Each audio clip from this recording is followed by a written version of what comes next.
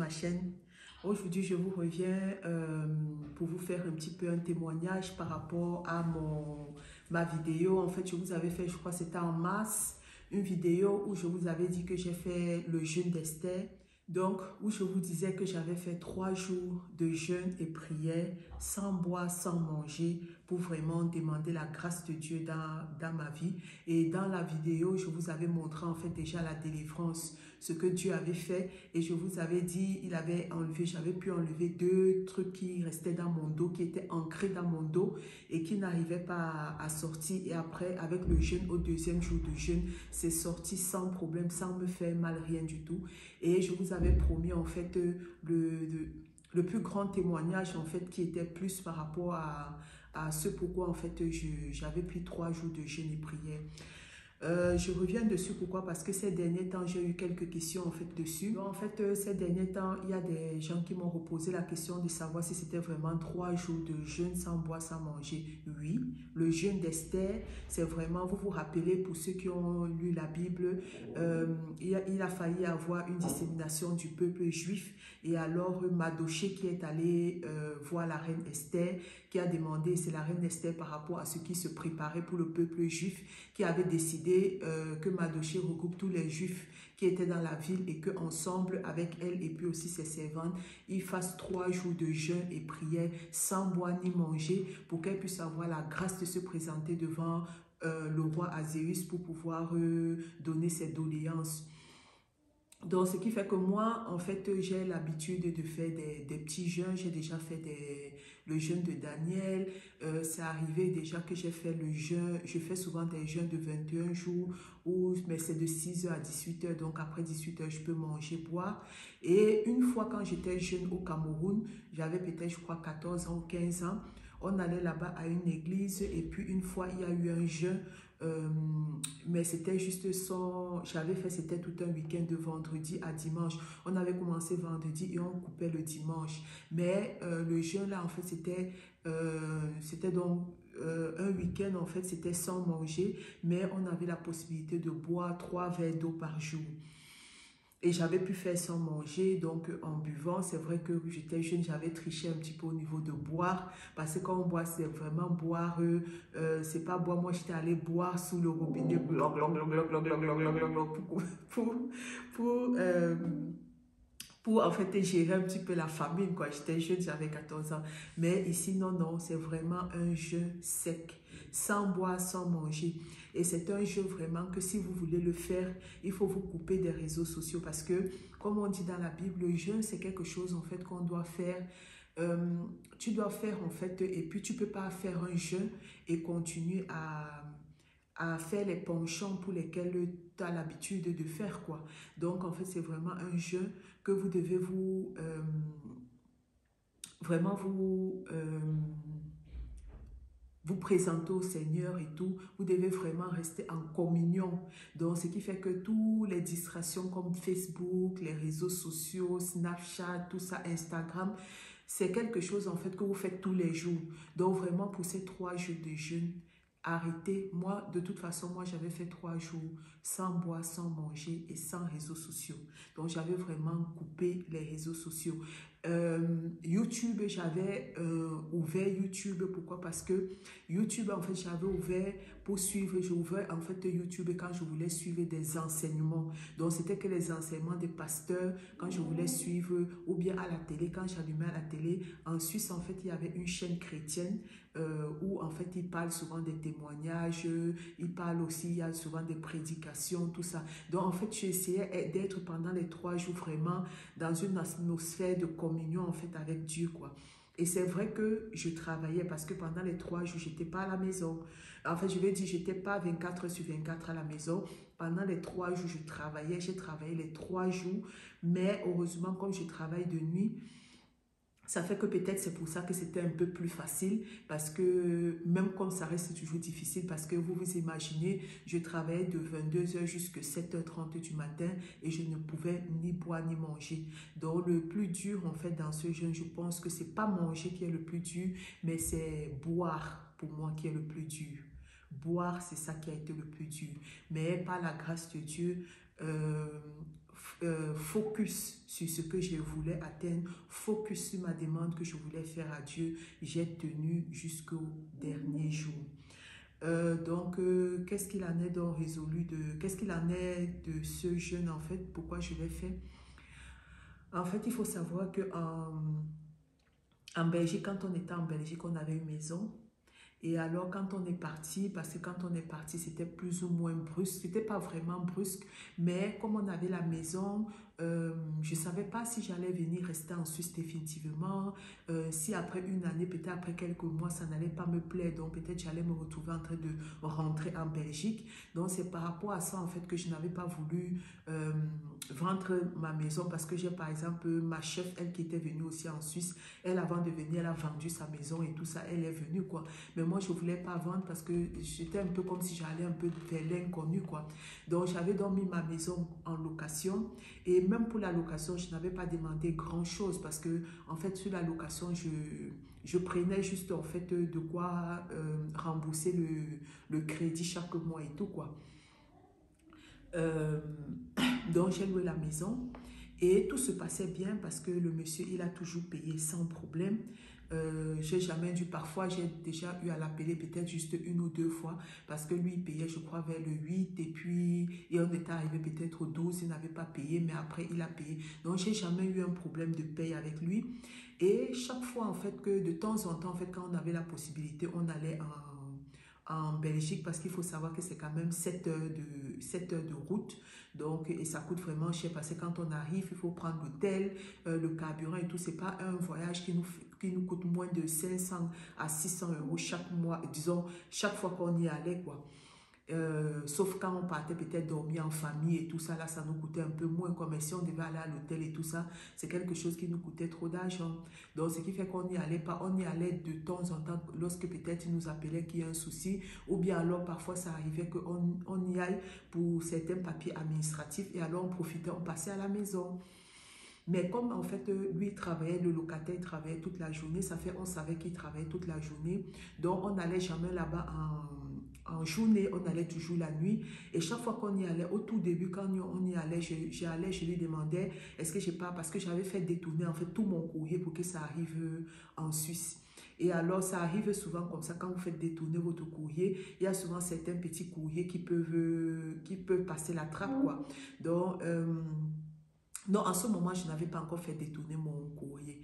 Donc, ce qui fait que quand on passait, je lui demandais, parce que normalement, en partant, j'avais fermé tous mes compteurs. J'avais fermé mes compteurs d'eau, mes compteurs d'électricité, de gaz, de télévision et tout ça. Donc, et puis, en fait, je m'étais arrangée pour ne pas avoir de courrier, à part peut-être des courriers de publicité, mais là, ça ne me... je m'en foutais en tout quoi. Mais chaque fois qu'on passait, je lui demandais quand même si j'ai pas de courrier. Il me disait non, j'ai pas de courrier. Et alors, ça a été comme ça là, pendant toute la pandémie, pendant toute la période de la pandémie, puisque avec les restrictions qu'il y avait, les pays qui étaient fermés, les trucs comme ça, je crois l'année 2020, nous ne sommes pas allés en fait en Belgique et tout. Et alors, en année 2021, quand on a recommencé, quand tout s'est vraiment ouvert, on est parti là-bas, c'était vers avril. Et le jour-là, je ne travaillais pas et mon mari ne travaillait pas. Donc, on s'est dit, comme d'habitude, on a l'habitude d'arriver très tard la nuit. Cette fois-ci, on va quitter très tôt. On va arriver un peu dans la journée comme ça pour pouvoir aussi jouir de la journée et tout. Parce que chaque fois, on arrivait toujours soit vers 21 h, soit vers minuit, des trucs comme ça, quoi. Parce que quand on quittait après le travail, si on quittait après le travail, on arrivait vers minuit, 1 h, 2 h du matin, quoi. Donc, ça fait donc que nous sommes arrivés ce jour-là vers 13 h sur Bruxelles. Et alors, j'ai dit à mon mari que bon, comme nous sommes là tôt, allons quand même à la maison, sachant qu'on sait très bien que le locataire n'est pas là, mais qu'on va revenir le soir. Mais comme c'est sur notre route, passons quand même là-bas, on lance juste un coup d'œil. Et alors, on est passé, on est sorti, on est arrivé. Et quand on arrive devant la maison, parce qu'il y a un petit jardin devant la maison, et on trouve, il y avait plein de poubelles, plein de poubelles sur le gazon et tout. On s'est dit, mais mon mari s'est posé la question, mais combien de personnes vivent ici? Pourquoi il y a autant de poubelles? Pourtant, il y a la poubelle alimentaire qui passe chaque vendredi. Et puis, il y a la poubelle des bouteilles, je crois, qui passe, en tout cas, une fois par jour, il y a les poubelles qui passent une fois par semaine. Donc, comment se fait-il qu'il y a assez de poubelles? Donc, ça nous a intrigués et puis on est allé sonner. Quand on a sonné, il y a une dame qui a ouvert, apparemment, c'était sa nouvelle copine. Et alors, on a demandé s'il était là. Elle nous a dit qu'il n'était pas là et tout. Et mon mari a demandé pour aller aux toilettes et arrivé en allant aux toilettes parce que derrière, on a aussi une terrasse et tout. Il est allé à la terrasse et il voit aussi à la terrasse, il y avait plein de poubelles, plein de matériaux de construction, des trucs comme ça et tout. Et puis quand mon mari revient, on dit, mais il y a combien de personnes qui vivent ici? Donc la dame nous dit que le monsieur n'est pas là, qu'on repasse le soir. Et en partant donc, j'ai la porte de la cave qui était directement vers la porte d'entrée. Donc en partant directement, mon mari il a la présence d'esprit d'ouvrir la cave. Il ouvre la cave, il descend. Et la dame a en train de dire que ne descendez pas là-bas, il y a les gens qui dorment là-bas. Donc mon mari est descendu et puis c'est là où on se rend compte en fait qu'il y avait des gens qui dormaient à la cave. Et on est donc sorti, on est parti et le soir on est revenu. Quand on est revenu, c'est là où on a découvert en fait le pot rose. Le monsieur en fait il avait loué en fait il vivait dedans et puis il avait loué en fait la maison presque à tout le monde, à plein de gens. Et c'est là où je me suis rappelé en fait parce qu'il y avait une fois on était arrivé vers 20 h comme ça, il était là. Et puis on a vu deux dames, il y avait deux dames un peu comme indiennes et tout ça qui étaient là avec des trolleys, avec plein de choses dans les trolleys qui étaient fermés. Et elles sont entrées et elles ont mis leurs choses au coin de la porte quoi. Donc quand moi j'ai vu ça, je me suis étonnée de savoir... quand j'ai vu ça, je me suis étonnée de savoir, mais qu'est-ce qu'elles font là? Mais il nous a dit que ce sont des gens qui sont venus et qu'elles sont en train de partir. Mais qu'elles sont en train de partir. Mais bizarrement, elles sont allées à la cuisine. Elles savaient où aller à la cuisine. Elles se sont servies à manger. Elles se sont mises sur la table. Elles étaient en train de manger. Ça m'a intriguée, mais bon, puisqu'on était là juste pour quelques minutes, on a laissé passer quoi. Et c'est là où je me rends compte alors en fait, parce que c'est là où on découvre que le bon monsieur avait aménagé la cave. Il y avait deux personnes qui vivaient à la cave. Il y avait un frigo à la cave, une télé à la cave. Donc les gens étaient vraiment installés. Il y avait deux personnes, avec deux lits qui vivaient à la cave. On a rencontré, il y avait un couple au salon. Donc il y avait un couple, un monsieur et sa femme qui étaient là avec une petite fille de 3 ans et un bébé. Sans compter qu'au grenier aussi, il y avait ses enfants. Donc en fait, c'est après que les voisins nous disent qu'il y avait au moins 20 personnes qui vivaient dans la maison. Donc, en fait, pendant ce temps qu'en fait, il payait bien son loyer, mais il sous-louait, en fait, la maison à plein de gens, quoi. Donc, c'est en ce moment, donc, quand on a vu comme ça, mon mari lui a dit qu'il sort de la maison et tout. Il a dit qu'on lui laisse un peu de temps parce que les gens qui sont là ne peuvent pas partir comme ça. On a dit, c'est pas notre problème qu'il sort de la maison. Et le lendemain, on est allé voir notre avocat qui a fait un courrier juste pour dire qu'il n'avait pas le droit de sous-louer à des gens et qu'il avait une semaine et tout ça pour faire partie tous ces gens. Donc, je crois par la grâce de Dieu que le courrier de l'avocat l'a fait peur parce que 2 semaines après, il était parti. Et c'est là où j'ai dit que je vois vraiment la grâce de Dieu dans cette affaire. Parce que imaginez, parce que moi, la hantise dans les maisons, c'est pour ça que je ne sais pas, je n'arrive pas à faire la location même des appartements parce que ma hantise, c'est d'avoir quelqu'un qui vient squatter dans votre maison et qui ne veut plus sortir. Parce qu'il aurait pu dire qu'il ne sort pas. Et puis vous vous retrouvez, on se retrouve dans une bataille juridique en n'en plus sortir. Et nous, à 700 km et tout ça là, à apprendre parce que travaillant, vous savez, ce genre de personnes, c'est toujours eux qui ont droit à tout. Ils ont droit à des avocats pro bonus, donc ça veut dire qu'ils ne payent pas et tout ça. Alors que toi, tu dois prendre des avocats que tu dois payer. Il y a la procédure que tu dois payer vraiment. Le Seigneur nous a bénis parce que le Seigneur nous a empêchés de passer par cette étape. Le Seigneur a fait le monsieur, il est parti. Il est parti, je dis, sans problème, il a porté ses trucs, il est parti vraiment. Donc, j'ai dit, j'ai rendu grâce à Dieu pour ça.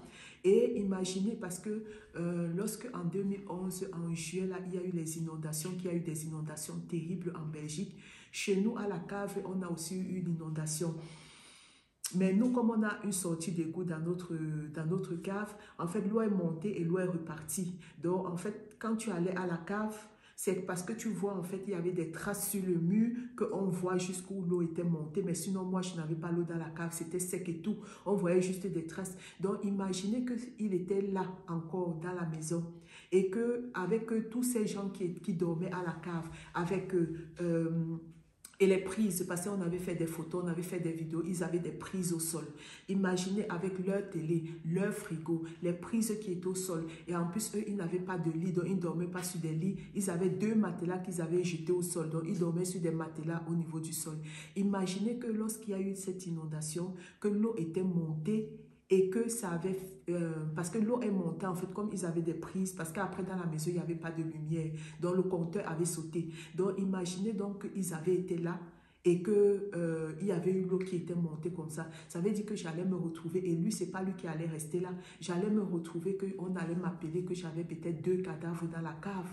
J'allais commencer à expliquer que ces gens sortent d'où dans ma cave, que qui les fait louer dans ma cave. Donc, ça allait être vraiment... Je rends grâce à Dieu tous les jours parce que vraiment, le Seigneur nous a...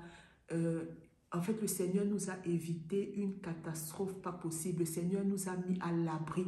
Donc, quand il est sorti comme ça en mai, je me suis retrouvée en train de payer la maison. Il n'y avait personne. Je ne voulais plus mettre personne dans la maison.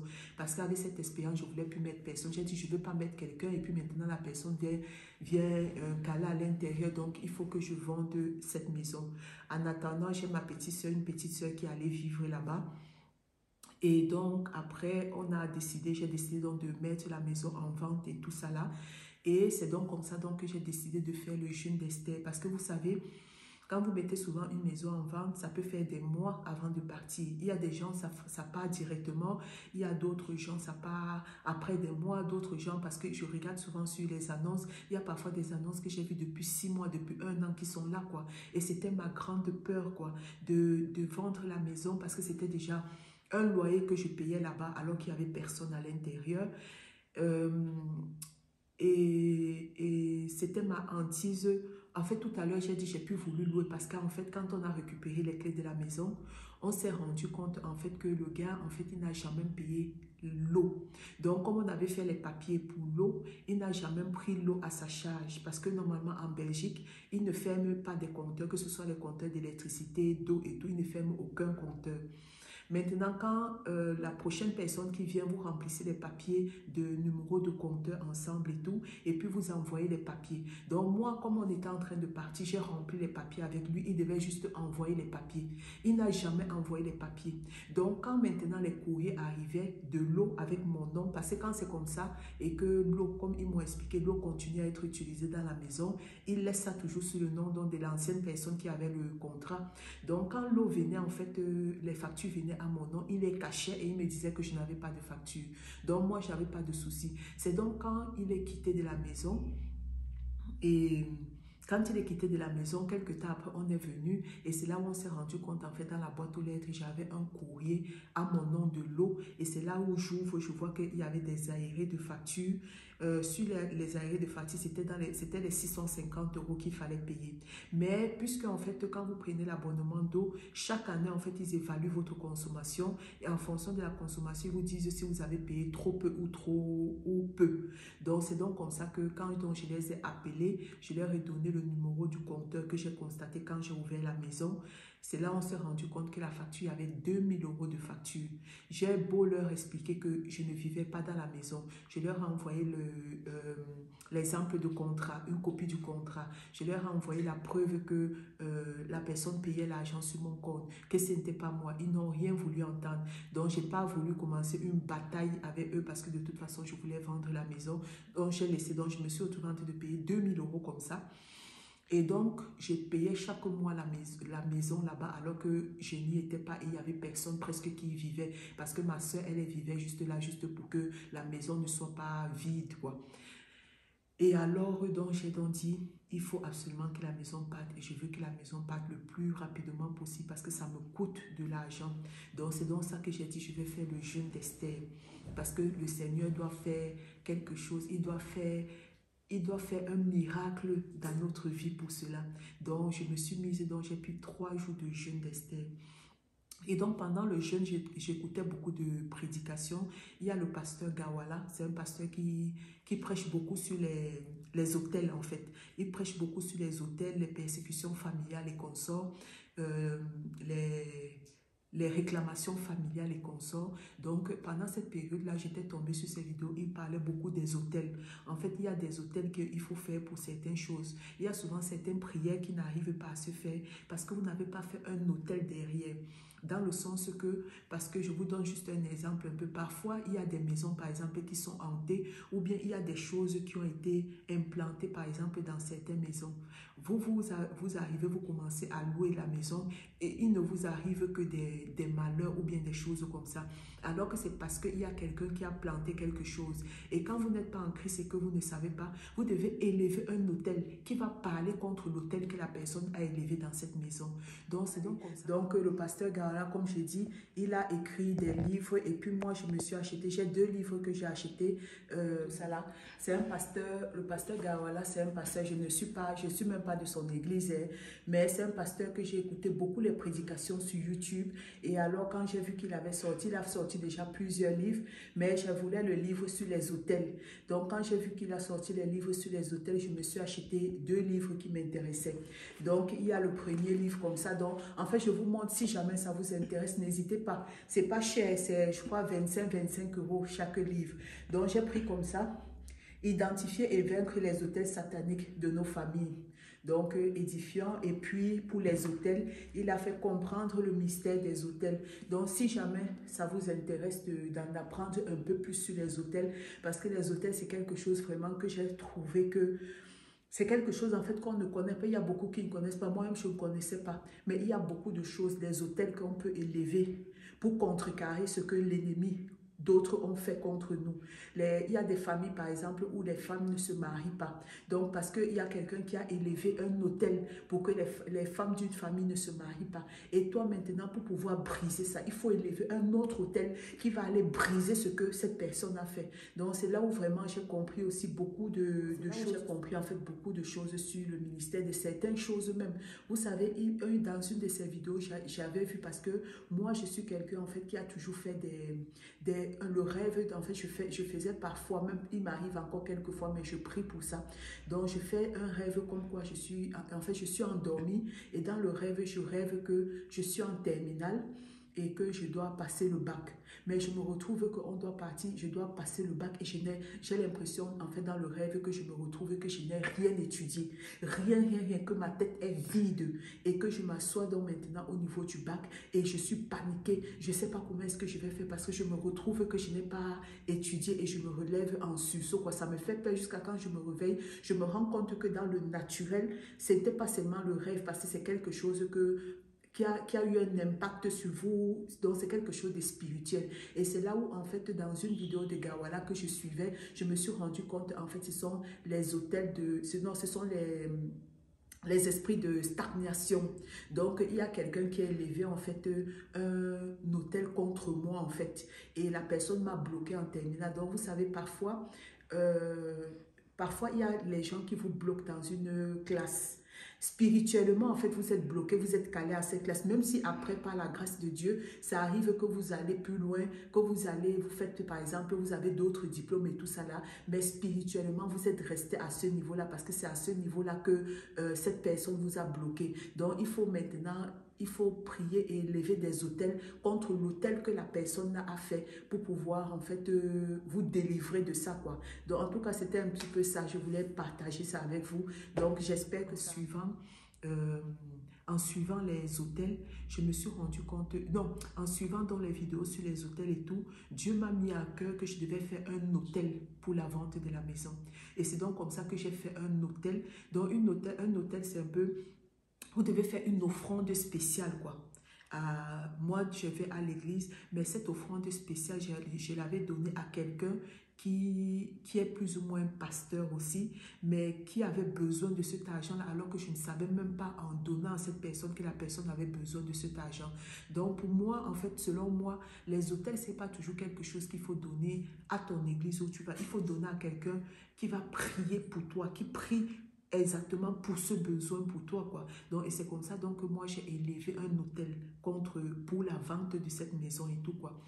Et c'est donc comme ça que j'ai fait 3 jours de jeûne. Parce qu'en fait, j'ai fait 3 jours en cette période. Pourquoi? Parce que on avait pris une agence immobilière qui devait vendre la maison. Et l'agence immobilière devait faire un premier jour de porte ouverte. Il devait faire un premier jour de visite et après, il y avait un jour de porte ouverte. Donc, le premier jour de visite, il avait au moins une dizaine. Donc, il m'avait dit, comme par exemple, le vendredi, il va faire les premières visites. Et alors, moi, j'ai entamé le mercredi, j'ai fait, non, j'ai entamé le mardi, j'ai fait mardi, mercredi, jeudi, j'ai fini vendredi matin. Vendredi matin, c'était le jour des visites. J'ai fini le jeûne vendredi matin à 6 heures. Je suis rentrée du boulot et tout ça là à 7h30. Donc, j'ai fini mon jeûne à 6 heures. J'ai rien bu, j'ai rien mangé. Je suis arrivée à la maison, j'ai fait ma prière et tout. Et je me suis même couchée comme ça là. Donc, je me rappelle toujours de l'heure parce que j'avais mon téléphone comme ça, c'était à côté de moi. À 11h28, le téléphone a sonné, c'était l'agent immobilier. Et vous savez ce qu'il m'a dit? Il m'a dit que ma maison était vendue, que la maison était vendue. Et imaginez-vous, la personne qui a acheté la maison a fait, donc elle n'a même pas négocié sur le prix en bas, elle a fait 5 000 euros au-dessus du prix que j'avais demandé. Donc j'ai dit, Seigneur, ta parole ne change pas. Quand tu dis les choses, ça s'accomplit dans la vie. Donc, j'ai rendu grâce à Dieu pour cette... J'ai rendu grâce à Dieu pour cette grâce. Pour cette grâce qu'il a fait dans nos vies, parce que c'est vraiment la grâce. Vous savez, vendre la maison, vendre une maison, et ce n'est pas que ma maison était hyper grande, hyper belle ou bien tout ça. C'était pas une vilaine maison et tout ça, quoi. Vous voyez, mais je ne m'imaginais pas dans mon esprit d'homme que j'aurais vendu cette maison en un jour. Et même le prix de vente qui avait été mis, c'était un prix. Si c'est moi-même qui avais mis cette maison en vente, je l'aurais mis en vente au moins 50 000 euros en moins de ce qui est parti. Parce que je me disais dans ma tête que peut-être c'est ça que vaut ma maison. Parce que moi, je me disais, ah, je veux juste que peut-être on me donne mon prix d'achat avec peut-être le prix des choses que j'ai arrangées à la maison, de mes dépenses et puis les prix de notaire. Que si quelqu'un me donne juste cet argent-là, pour moi, c'était suffisant. Alors que non. Donc, j'ai eu quatre agents immobiliers qui sont venus visiter la maison et eux, ils m'ont toujours donné un prix qui était déjà au-dessus de mes espérances. Vous savez, mais il y a un seul agent qui est venu et qui a dit qu'il connaissait un petit peu le secteur et tout, et qui m'a fait une estimation déjà 30 000 euros au-dessus de ce que les 3 autres agences avaient fait.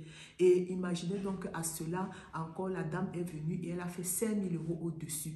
Donc c'est la grâce, en fait, c'est ça mon témoignage, en fait, c'était ça mon témoignage. Je vous avais dit que j'allais revenir pour vous faire le témoignage, mais c'est parce que je voulais d'abord que tout se fasse, que les signatures chez le notaire soient faites, que cette page, parce que c'est depuis déjà que ça s'est passé et tout, jusqu'à ce que le Seigneur nous a bénis, et nous a bénis jusqu'à il a permis à ce que nous achetons une nouvelle maison, quoi. Et c'est ça que quand on était en train de prier pour cette maison, je disais toujours, Seigneur, tes bénédictions ne s'accompagnent d'aucun chagrin, tu l'as dit. Tes bénédictions ne s'accompagnent d'aucun chagrin. Tu nous as bénis jusque-là. Tu as permis que notre maison se vende en un jour. Tu savais qu'on va utiliser cet argent pour acheter quelque chose de mieux. Seigneur, tes bénédictions ne s'accompagnent d'aucun chagrin. Et c'est comme ça que même pour cette maison, vous savez, le dernier délai pour avoir le crédit, parce que ici en France, c'est 2 mois, c'est pas comme en Belgique que c'est 1 mois pour avoir le crédit. Le dernier délai pour avoir le crédit pour cette maison, c'était le 15. Et le 13, on a eu le crédit. Donc, Seigneur, je dis toujours sa grâce dans ma vie. Vous ne pouvez pas imaginer. Je peux vous faire comme ça des milliers de témoignages. Le témoignage pour ma fille, ma première fille. Je peux vous faire des témoignages comme ça de la grâce de Dieu dans ma vie. Et il faut vous dire que le jeûne, ça ne doit pas toujours être seulement quand on a besoin de quelque chose. On peut aussi jeûner pour sa relation avec le Seigneur. On peut aussi jeûner pour demander à Seigneur, nous voulons plus de toi. Seigneur, je veux plus de toi. Donc, je voulais partager en fait ce témoignage avec vous. J'espère que ce petit témoignage va vous édifier et va donner la force à ceux qui veulent tenter ce genre de jeûne de 3 jours, de jeûne et prière, 3 jours sans boire, sans manger. J'espère que ce témoignage pourra vraiment vous édifier et vous permettre vraiment de faire ce pourquoi vous avez envie. Je vais finir ce témoignage, je finis cette vidéo en vous souhaitant paix et grâce dans votre vie. Ça, c'est deux petites phrases que j'ai beaucoup aimé chez le pasteur Gawala parce que je sais pas, ces deux mots pour moi, ça parle beaucoup. Donc, c'est pour ça que j'ai pris, en fait, je me suis approprié ces paroles de quelqu'un d'autre et j'aimerais vous bénir, que le Seigneur fasse grâce dans votre vie, que le Seigneur soit celui qui vous dirige, que le Seigneur ouvre vos portes parce que même moi, j'ai beaucoup de portes qui doivent être ouvertes. J'ai beaucoup de combats qui doivent être gagnés. J'espère, je prie le Seigneur pour la paix et la grâce dans vos vies et que le Seigneur agit puissamment pour vous comme il continue d'agir pour moi. Paix et grâce. Et puis, je vous dis à une prochaine vidéo.